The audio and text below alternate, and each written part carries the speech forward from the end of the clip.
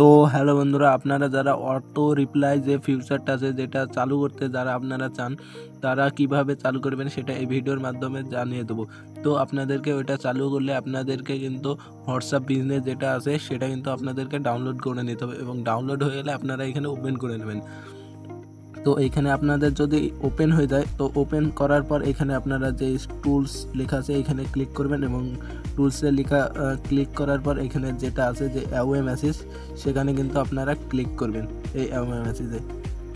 তো এইখানে ক্লিক হয়ে গেলে প্রথমে আপনাদেরকে যে এইখানে যে বাটনটা আছে এখানে কিন্তু আপনাদেরকে চালু করে দিতে হবে এবং এইখানে অ্যাওয়ে মেসেজ যেটা আছে সেটা কিন্তু আপনাদেরকে এখানে লিখতে হবে যে আপনারা কি লিখবেন। তো এখানে আমি আগে থেকেই লেখা আছে, তো আমি নিজের মন মতন লিখে দিয়েছি। আপনাদের যেটা লেখা ইচ্ছুক সেটা কিন্তু আপনারা এখানে লিখে নেবেন। তো লেখা হয়ে গেলে এখানে ওকে মারবেন এবং এইখানে কিন্তু সেভ লেখা আছে এবং এখানে কিন্তু সেভ লেখা আছে, এখানে সেভে ক্লিক করবেন। তো সেভে ক্লিক করা হয়ে গেলে আপনারা এখানে সেভ করে নেবেন এবং এটা কিন্তু আপনাদের চালু হয়ে গেলে এখানে চেঞ্জ সেভ যেটা আছে সেটা কিন্তু এখানে আপনাদেরকে দেখিয়ে দিচ্ছে। তো এটা চালু হয়েছে কিনা সেটা কিন্তু আমি এবার দেখিয়ে দেবো। তো এখানে আমার আলাদা একটা হোয়াটসঅ্যাপ আছে, তো এখান থেকে আমি গিয়ে এখানে আমার ওই আইডিটা সেভ করে বা সার্চ করে নেবো।